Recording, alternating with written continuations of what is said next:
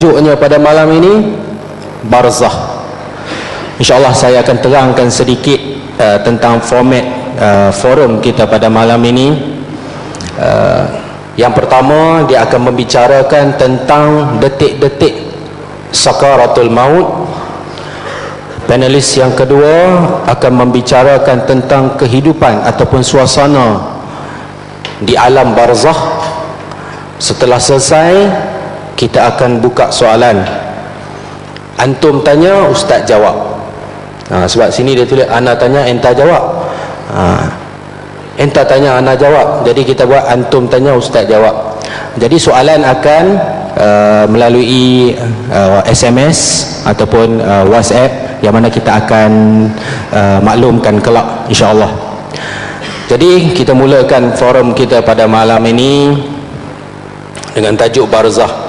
Sebelum tu kita nak bagi sedikit lagu ataupun nasyid. Boleh Ustaz? Sebab apa malam ni Ustaz Aslin ada? Nampak ingat Ustaz Aslin seorang boleh nasyid. Bila Israel datang memanggil, jasad terbujur di pembaringan, seluruh tubuh akan menggigil, sekujur badan dan kedinginan. Okey, cukup sangat tu Ustaz. Jadi kita nak serah pada Ustaz Abdullah Khairi tentang bab yang pertama, persoalan pertama Ustaz. Jadi detik-detik ataupun saat sakaratul maut, apa yang akan berlaku Ustaz? Pasal benda ni, kita ni yang ada malam ni semua dikatakan bakal-bakal jenazah, termasuk dengan saya. Jadi kita semua akan melalui saat ini. Kalau ikut dari segi pembacaan saya, dikatakan ada 7 rombongan iblis yang akan datang ketika saat sakaratul maut. Ataupun Ustaz boleh khabarkan juga Ustaz, kalau 100 hari tanda-tandanya macam mana, dia mai ke 40 hari macam mana. Sekurang-kurangnya kita ada ilmu yang kita boleh ambil pada malam ini tentang pengeringatan saat-saat kematian sakaratul maut. Dengan itu saya persilakan Al-Fadhil Al-Ustaz Abdullah Khairi untuk memulakan forum kita pada malam ini. Tafadhal ya Ustaz. InsyaAllah. Bismillahirrahmanirrahim. Assalamualaikum warahmatullahi wabarakatuh. Alhamdulillahi rabbil alamin, wa bihi nasta'in ala umur dunya waddin, wassalatu wassalam ala rasulillah khairul amin wa ala alihi wassahbihi ajma'in, amma ba'd.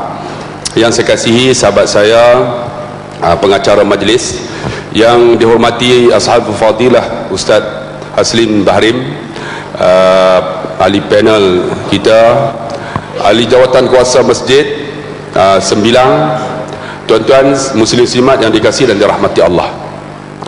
Saya mengajar kitab Sakaratul Maut yang ditulis oleh Dr. Ain Al-Qarni di Masjid Batu. Hampir sudah 5 tahun. Tu pun tak habis lagi tuan-tuan, baru suku. Dr. Ain Al-Qarni ni tuan-tuan, dia cerita tentang Sakaratul Maut ini, bila kita baca dan kita tengok, cukup menggerunkan. Bukan saja menggerunkan, dia menyentuh hati kita. Sebab itu Allah sebut dalam Quran, kullu nafsin za'iqatul maut wa innama tuwaffawna ujurakum yawmal qiyamah faman zuhziha 'anil nar wa udkhilal jannah faqad faz. Setiap yang hidup ni pasti mati. Pokok hidup mati, manusia hidup mati, batu hidup mati, dunia ini dikatakan hidup. Sebab tu dikatakan dunia ini sentiasa mengembang, dan dikatakan dunia ini, alam semesta bima sakti ini berbentuk seperti mana tiupan cerowong trompet. Sebab itu tuan-tuan, akhir zaman nanti ditiup trompet, sebenarnya bentuk alam semesta kita seperti mana trompet. Dan dunia ini hidup, dia akan hancur. Tuan-tuan, setiap yang hidup pasti mati. Ingat, pahala akan dibalas di akhirat. Bila kata pahala, bekal kita akan dibalas di akhirat. Barang siapa yang didauh daripada api neraka, dimasuk syurga, faqad faz, maka dialah orang yang paling beruntung. Sebab itu Ibnu Katsir dia huraikan ayat ini, dia kata orang yang beruntung itu 2.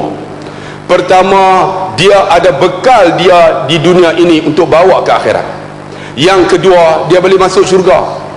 Tuan-tuan bayang, apa yang kita tinggal bekal untuk kita masuk syurga Allah. Allahu Akbar. Ingat, dalam kitab Sakaratul Maut menguraikan, orang yang mati ini tuan-tuan, pasti dia lalu Sakaratul Maut ini. Kalla, ketahuilah, iza balagati taraqi, ketika nyawa ini sampai halqum, itu namanya ghargharah. Wa qila man, katakan kepada orang yang nak mati, Rab, siapa boleh tolong kamu?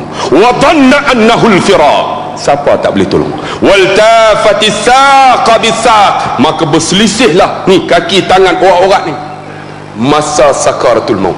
Sebab itu bila saudara Anas kata, Ustaz Anas kata, kan, kita ini akan menghadapi sakaratul maut, tuan-tuan, Dr. Aid ni dia hurai satu persatu. Ada tandanya. Di antaranya dikatakan malaikat maut ini akan ziarah kita satu hari 20 kali. Maksud dia 24 jam, setiap 20 minit sekali. Setiap 20 minit sekali. Ah, tu nampak. Nampak tak nampak? Nampak. Si terkejut. Jangan terkejut. Saya baca khutbah atas ni tuan-tuan, minta maaf lah, ada seorang pakcik orang Semilang ni, aku terkekah, terkencin. Sebab itulah kita terpaksa kutip derma untuk gantikan kapet pada malam ni. Oh, minta maaf kalau pakcik tu ada, minta maaf. Kan kita baca khutbah, dia duduk sana, kawan tak boleh tahan dah tuan-tuan, kencing. Habis-habis semayang basah. Nah, jadi kita nak ambil keputusan nak tukar kapet ni, yang biru ni kepada hijau, insya-Allah. Ditonton yang dikasihi dan dirahmati Allah, malaikat ni ziarah kita setiap hari 24 jam 20 minit 20 kali setiap hari. Maksudnya 20 minit sekali. Sebab itu kadang-kadang kita duduk terasa, ish, ada orang lalu. Sebenarnya malaikat mau ziarah.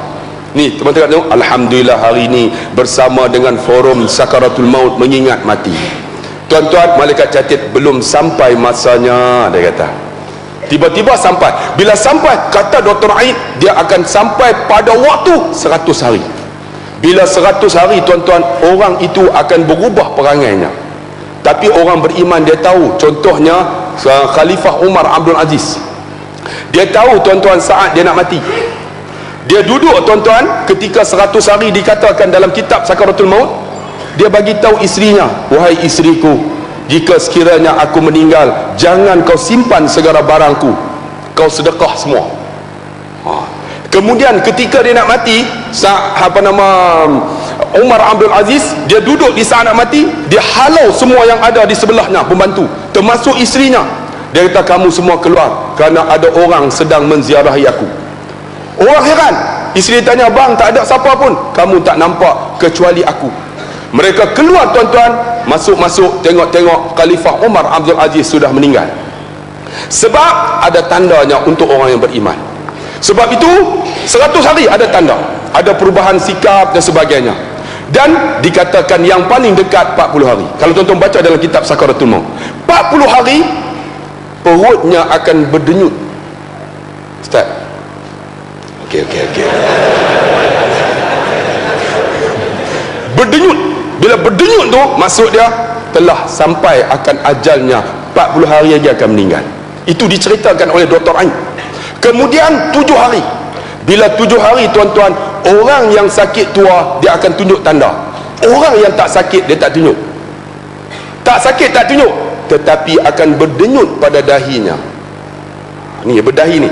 Tapi orang yang sakit tua dia akan tunjuk. Di antara tanda orang yang sakit tua nak mati, 7 hari telinganya akan jatuh. Cuba tuan-tuan pegang, jatuh tak? Kalau jatuh tu sampai masa dah tu. Ya, ni jatuh ni, telinga ni jatuh. Ni, kemudian apa? Dagunya akan renggang. Ni, nak renggang dah. Kemudian belakangnya, orang yang kurus dia akan tak boleh masukkan tangan. Orang yang gemuk memang tak ada harapan lah. Tuan-tuan, ni yang kurus ni tak boleh masuk, dia akan jadi sama belakang. Dan sendinya akan renggang. Tu 7 hari. Dan bila dekat dengan sakaratul maut tuan-tuan, tanda yang paling hebat, hidungnya akan jatuh. Ni hidung. Dan kakinya mula menyejuk. Cuba tuan-tuan pegang kaki tuan-tuan, sejuk tak? Kalau sejuk, Jumaat depan. Saya mengajak sakaratul maut dekat Masjid Batu, anak muda angkat tangan, ustaz, tak sejuk ustaz, kami panas. Saya kata, panas lepas Isyak. Ada seorang, ustaz saya tak panas, suam. Saya kata, suam lepas maghrib jalan. Mereka buat lawak tuan-tuan. Tuan-tuan, tanda ini pasti berlaku. Bila? Tunggu saatnya. Sama ada suka tak suka, pasti berlaku. Tuan-tuan yang dikasihi dan dirahmati Allah, nak mau cerita yang tu, apa bekal kita? Bekal kita, cuba tuan-tuan tengok Saidina Umar Al-Khattab radhiyallahu, di saat dia mati, dia ni tuan-tuan, Nabi pernah sebut dalam hadis, kalaulah ada Nabi selepas aku, Umarlah penggantiku. Umar ketika dia nak mati tuan-tuan, dia sembahyang subuh. Ketika sembahyang subuh, dalam rakaat yang kedua, ketika rokok, dalam kitab kata datang Abu Lu'lu'ah tikam daripada belakang, sebab ketika rokok senang tikam tembus. Umar tak rasa tikaman tersebut, dia teruskan sembahyang. Cuba tuan-tuan tengok, Umar tak rasa. Kita sembahyang nyamuk ketik, garu sebelah kaki lagi sampai batas sembahyang, tu pun duk rasa aku ni jamin syurga Firdaus ni. Allah, beza kita tuan-tuan. Ni bila dah tembus, dalam kisah sahabat kata dia jatuh sebab darah keluar. Bila jatuh tuan-tuan, ada seorang sahabat dikatakan Salman Al-Farisi, setengah kata Saidina Ali, mereka pegang nak cabut. Lalu Saidina Umar tanya, kenapa dengan aku? Kata sahabat ini, ada orang tikam kamu ya Amir Mukminin. Saidina Umar disebut Amir Mukminin, Saidina Abu Bakar disebut Khalifatul Rasul, pengganti Nabi. Saidina Umar Amir Mukminin, pemimpin orang beriman. Kemudian dia kata apa? Kenapa dengan aku? Ada seorang majusi Abu Lu'lu'ah menikam kamu. Dia kata, inilah janji Nabi kepadaku. Sebab pernah Saidina Umar kena penyakit yang teruk, penyakit taun. Orang datang tuan-tuan bagi tahu, Umar ingat Allah. Dia kata apa? Janji Nabi aku akan mati dibunuh. Jangan kamu yakin dengan ini kematianku, dia kata. Dia yakin dengan Nabi. Akhirnya ketika nak tarik, dia kata, benarkan aku sembahyang, dia kata. Ketika sembahyang, kamu tariklah pedang tersebut. Ketika Umar sembahyang dalam duduk, mereka tarik pedang, tak rasa. Hebat sembahyang dia. Kita sembahyang Allahu Akbar, tu pun rasa bekal sembahyang ni jamin syurga Allah, untuk masuk syurga Allah. Faqat faz, untung kita. Mana untung kita? Ni ditarik, bila tarik darah ni keluar tuan-tuan. Dalam kisah sahabat kata, ketika itulah perutnya keluar, terburai perut. Bila terburai jatuh, bila jatuh tuan-tuan, Saidina Umar sebut, dikatakan kepada Salman ataupun kepada Saidina Ali, ya Ali, aku dahaga. Lalu cari air tak ada, cuma ada hanyalah air susu kambing. Dia ambil susu kambing tu diberi minum. Ketika Saidina Umar minum, susunya keluar melalui ususnya.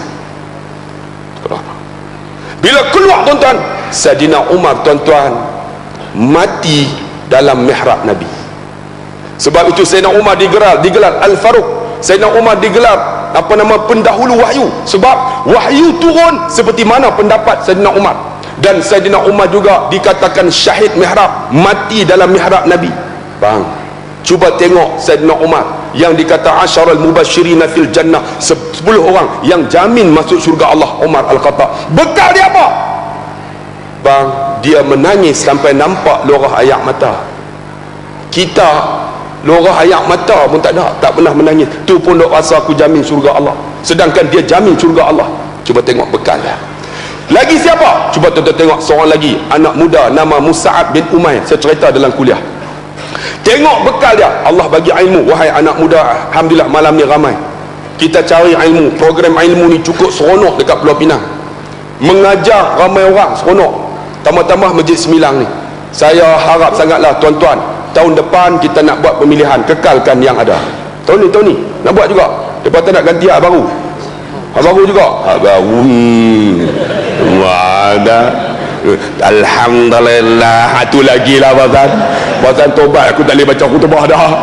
Tuan-tuan, kekalkan program ilmu penuh tiap-tiap malam. Ni disponsor pula. Tuan-tuan, malam-malam ada ceramah agama, punya meriah. Bila ada ceramah agama, program ilmu, Allah angkat bala umum bang. Allah angkat bala umum. Tu pun ada orang komplain lagi.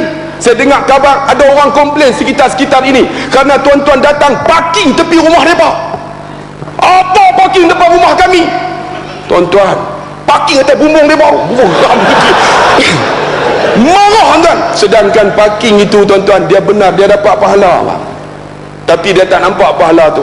Allahu Akbar. Sebab itu tuan-tuan, saya nak bagi tahu, Mus'ab bin Umair, anak muda, ketika mana tuan-tuan dia belum Islam, dia ni pakai baju tuan-tuan pagi lain petang lain. Dia ni cantik tuan-tuan, anak muda yang cantik macam Anas lah. Dan saya yang sebelah tu jangan pakai tuan-tuan. Aku forum pertama aku hentam dulu, lagi dia hantar aku. Sebelum apa-apa berlaku, biar kita hantam dulu tuan-tuan. Jadi cantik ni, segak ni tuan. Bila segak tuan-tuan, dia pakai minyak wangi harum semerbak. Bila dia lalu di pekan Mekah, anak gadis akan mengintai. Tengok Mus'ab, oh, punya amboi ham saya buat. Segaknya, cantiknya, wanginya. Kita kalau lalu dekat pekan Seberang Jaya, ada orang firit tak? Cuba tengok, anjing lari. Ni gajah mana? Gajah Tommy orang kata. Ni apa Mus'ab ni lalu ni, anak gadis mengintai, punya cantik, bajunya cantik, pagi lain petang lain. Ketika Tuhan buka pintu hidayah, tuan-tuan, mak dia tak boleh terima Mus'ab masuk Islam. Mak dia, ayah dia buat mesyuarat, tarik balik peruntukan. Ni berim yang diberi tarik balik tuan-tuan. Bonus pun tak dapat. Allahu Akbar. Tarik balik. Tapi dia dengan Islam, nak tarik berim, nak tarik bonus, tariklah. Aku tetap dengan jalan Nabi SAW. Ni yang kita nak tanam anak muda. Jangan bergantung dengan manusia, bergantung dengan Allah. InsyaAllah Allah tolong kita bang.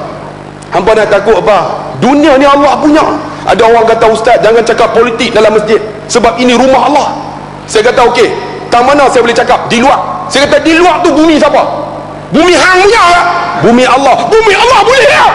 Betul. Betul tak?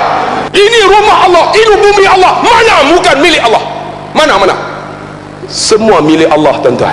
Sebab tu bila Mus'ab ni ditarik balik, dia tetap dengan Islam. Bila Islam, bajunya tak ada, tapi Allah bagi dia bukan baju, Allah bagi ilmu. Wahai anak muda, cari ilmu. Mungkin 10 tahun akan datang, ini Ustaz Anas. Ini Ustaz Anas tuan-tuan, suara dia sedap, dia bekas penyanyi tuan-tuan. Ini mungkin Ustaz esok 10 tahun, betul tak? Saya dulu 10 tahun macam ni juga, duduk depan. Saya pegang buku jilid Islami 1 sampai 10. Mana Ustaz saya catat, nama apa, tajuk apa, di mana ceramah, saya ambil intipati. Kemudian yang benar disampaikan oleh siapa, Ustaz tu kena sign. Saya simpan 10 jilid. Akhirnya tuan-tuan, Allah angkat darjah. Yarfa'illahu alladhina amanu minkum walladhina utu ilma darajat. Allah angkat. Ni esok 10 tahun, tengok ni Ustaz. Tiada Ustaz tak mau mangkuk ayun dia duduk depan, tak mau. Kalau tak mau tak apa, ketua pembangkang lah. Tak mau juga Perdana Menteri. Mau Perdana Menteri tu los benda pun tak pakai. Betul tak hantar pakai los benda dia? Betul yang tengok betul.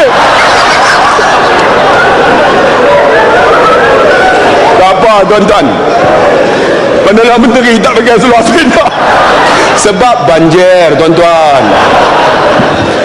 Masya Allah, tak mana aku pergi. Tarik balik, tariklah, tak apa. Walaupun bajunya lusuh, Allah bagi ilmu. Bila bagi ilmu bang, ketika Nabi hijrah, siapakah yang Nabi hantar orang nombor 1 untuk hijrah sebelum Nabi? Mus'ab bin Umair. Mus'ab pergi dulu mendidik penduduk Madinah, didik dengan ilmu yang Tuhan bagi kat dia. Itu yang hebat bang. Ini bekal kita bang. Wahai anak muda, ini bekal kita. Mana bekal kita untuk akhirat? Ni Mus'ab diberi ilmu, dia pergi dakwah tuan-tuan orang Madinah. Akhirnya Nabi berhijrah. Ketika peperangan Uhud, Mus'ab berjuang. Ketika berjuang tuan-tuan, Mus'ab gugur sebagai syuhada. Kalau tuan-tuan pergi ziarah kubur Mus'ab bersama dengan Abdullah Al-Jahshi bin Jahshi dengan Sayyidina Hamzah, diletak di tengah. Zaman Sayyidina Umar berlaku banjir tuan-tuan, mereka mendapati mayat Mus'ab, mayat Abdullah bin Jahshi masih berdarah lukanya. Ni berjuang, bila berjuang tuan-tuan, Mus'ab gugur syuhada. Para sahabat cari para yang mati ni untuk ke bumi. Bila cari tuan-tuan dapat, mereka tutup dengan kain ke bumi, tutup dengan kain ke bumi. Sebab apa? Tak perlu mandi, tak perlu sembahyang. Orang syahid akan jadi saksi di akhirat. Ke bumi, sampai dekat Mus'ab tak ada kain. Cari-cari ada satu selimut kecil aja, mereka tutup kepala, terbuka kaki. Mereka tutup kaki Mus'ab, terbuka kepala. Mereka pergi jumpa, ya Rasulullah, ada seorang ya Rasulullah, orang muda ya Rasulullah, namanya Mus'ab bin Umair, orang hebat, dia ziarah ke Madinah, dialah yang memberikan ilmu, mengajar penduduk Madinah. Dia meninggal ya Rasulullah, kami nak ke bumi ya Rasulullah, kami ada satu kain ya Rasulullah, kami tutup kepala, terbuka kaki, kami tutup kaki, terbuka kepala, nak buat macam mana ya Rasulullah? Nabi menangis. Nabi terkenang, Mus'ab anak orang kaya, mati tak ada kain ke bumi. Lalu Nabi kata, wahai sahabatku, ke bumilah Mus'ab dengan kamu tutup kain tersebut akan kepalanya. Kakinya ya Rasulullah. Lalu Nabi kata, kakinya kau tutuplah dengan daun-daun kayu yang berada di sebelah Mus'ab. Mus'ab di ke bumi dengan ditutup dengan kayu, tapi dia jamin syurga Allah. Wahai penduduk Sembilang, kamu yang di ke bumi dengan kain susra, jamin syurga Allah. Tu pun duk halang program agama lagi, tu pun nak jamin syurga Allah. Ni duk hina ustaz-ustaz nak jamin syurga Allah, sedangkan dia mengajar ilmu. Sebab tu wahai anak muda, cari ilmu bang. 10 tahun akan datang, insya-Allah Perdana Menteri Malaysia tanpa seluar sependa. Saya yakin tuan-tuan. Sebab kata ustaz ni doa tuan-tuan. No ada no? No? Woi, enggak. Itu Mus'ab, itu bekal dia ilmu. Lagi apa? Satu lagi insya-Allah saya bagi pada ustaz. Satu lagi seorang hamba Allah. Tuan-tuan tahu siapa? Khalid Al-Walid. Khalid ni dia berjuang tuan-tuan, dia tak kira mana perbatasan. Sehingga tuan-tuan pernah Saidina Umar memecat Khalid Al-Walid, digantikan dengan Abu Ubaidah. Diganti dalam peperangan ni, tengah duk perang. Lalu dihantar utusan. Bila hantar utusan, wahai Khalid, kamu diganti oleh Abu Ubaidah. Khalid terus berjuang. Kalau kita macam mana? Tengah duk perang diganti, belah balik terus ya. Betul tak? Ni terus berjuang. Habis berjuang, wahai Abu Ubaidah, ini giliran kamu. Tengok, dipecat pun terus berjuang. Lalu mereka tanya, wahai Khalid, kenapa kamu terus berjuang walaupun kamu dipecat oleh Umar? Apa kata Khalid? Aku berjuang bukan kerana Umar, tapi aku berjuang Tuhan kepada Umar. Bang, ini hebat tak? Tengok, ketika dia mati, tuan-tuan nak mati, dia duduk atas katil, sakit tua. Lalu sahabat datang, wahai Khalid, bagaimana kamu? Dia kata apa? Menangis dia. Dia kata, hari ini aku akan dikebumikan. Sesungguhnya aku mati lebih hina daripada seekor kambing. Masya Allah. Sebab apa? Ni tubuh dia penuh dengan ni luka, tapi dia tak mati tuan-tuan. Tapi dia mati atas katil, tapi hidup dia semata-mata untuk Islam. Wahai anak muda, ini bekal kita bang. Kalau kamu hidup dengan Islam, harap mati dengan Islam. Tengok di Bangi tuan-tuan, ada seorang pakcik sentiasa di kuliah. Ni pi Kunuri, lari balik untuk dengar kuliah. Pi mana kuliah? Dia mati lepas solat Zuhur, ketika sujud di hadapan Allah. Allah bagi benda baik bang. Ingat, pokok fast, orang yang beruntung berbekal kita. Bila bekal itu jamin syurga Allah Subhanahu wa taala. Makcik, mana bekal kita makcik? Kalau hidup duk hina ulama, hina orang-orang alim, hina orang datang masjid, mana bekal kita bang? Esok kita akan datang ke masjid ni, bila dah mati dibawa letak di depan, Pak Imam duduk belakang. Sepatutnya orang yang tak main masjid ni, Anas ambil nama. Yang mati ni tak main masjid, sembahyang dekat tandai, ataupun sembahyang dekat rumah dia. Baru dia tahu. Kami ingat tikam batu, bila ada orang tak main masjid, kita buat macam tu. Tak main masjid, sembahyang di rumah. mayat-mayat di rumah sebab dia tak pernah main masjid. Dia mati ditanam hujung kubur tu seorang ya. Lepas tu pakat main semua, try tengok no? Oh, baru tahu ni banyak orang macam ni. Saya baca khutbah duk sembang tu, bom aku tak ada sembang juga tuan. Tapi yang bagi daripada lori, saya baca khutbah berhenti penuh, berhenti daripada lori. Habis ceramah, habis khutbah, lepas semayang, Ustaz, terima kasih Ustaz, kami daripada lori tak pernah kena puji. Ini kena puji Ustaz, alhamdulillah. Saya kata driver kerja yang paling sabar daripada lori lah. Nak pergi Kelantan tu berapa jam tuan-tuan? Kita nak kereta 4 jam paling lewat, depa 16 jam. Oh, orang potong orang ajak dia, lambat orang maki, cepat orang maki, potong orang maki, potong depa pom lampu lah pak. Tapi sabar. Saya kata orang yang paling sabar depa lori, depa hati doa, depa lori kena puji tuan-tuan. Ni dalam khutbah, ini khutbah alhamdulillah, hampa nak tidur aku elon jalan lena habis. InsyaAllah kalau boleh kekalkan tuan-tuan jawatan kuasa kita. Masjid Semilang ni bukan terkenal di sini, seluruh Malaysia. Saya pi bila kata Semilang orang kenal. Satu lagi masjid Bertam, satu lagi masjid yang tak pernah runtuh, je batu. Oh, terkenal tuan-tuan. Batu tuan-tuan, batu. Batu tu tak boleh buat apa tuan-tuan. Bubuh apa pun memang batu dia. Jadi insyaAllah saya haraplah tuan-tuan, sakaratul maut ni pasti berlaku. Mana bekal kita bang? Kan? Kita kata Allah semayang hebat. Bang, semayang kita belum tentu jamin syurga Allah. Tapi bang, buatlah dengan yang terbaik. Kita kata ya Allah aku banyak sedekah kita RM1. RM1 Ustaz. Ada orang bagi RM1, gaji RM3,000 bagi RM1. Cuba tuan-tuan bayang. Semalam saya buat forum, kami dah 4 hari dengan Ustaz Aslin. Saya Aslin tengok forum muka dia, aku pun meluat tengok dah. Tapi kami sayang tuan-tuan. Ni malam terakhir ni, alhamdulillah, dua malam lepas kita buat forum kutip derma. Ada yang bagi rantai, bagi cincin, bagi gelang Ustaz tu. Ni bagi, saya kata kalau RM1 nak hantar pergi Kelantan, apa boleh buat? RM1 tuan-tuan, gaji RM3,000 bagi RM1. Nak buat apa? Mereka hilang rumah RM2,000 bang. RM2,000 hilang rumah, kita bagi RM1. Kok jamban pun tak lepas.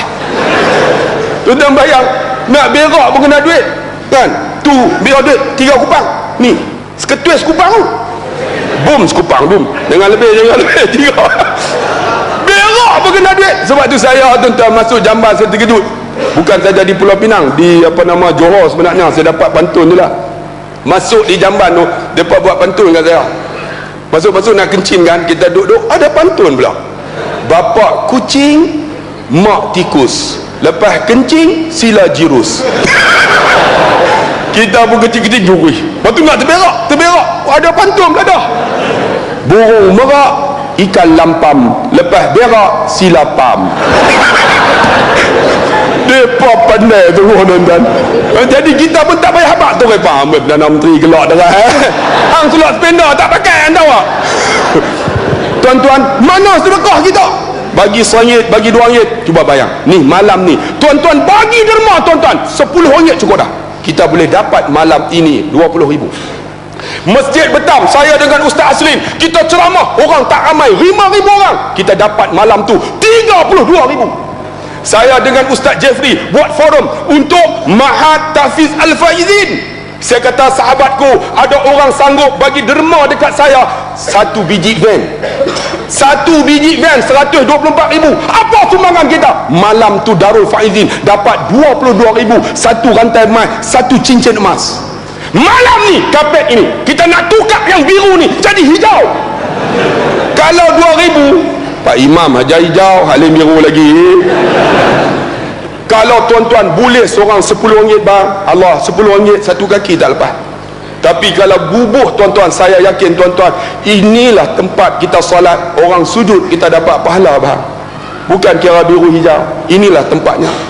Ni ramai duduk ni tuan-tuan, ada satu petak satu kaki RM10. Kita duduk ni tuan-tuan, selagi mana dia duduk dia dapat pahala. Orang yang bagi kapet dapat pahala dah, dapat pahala lah.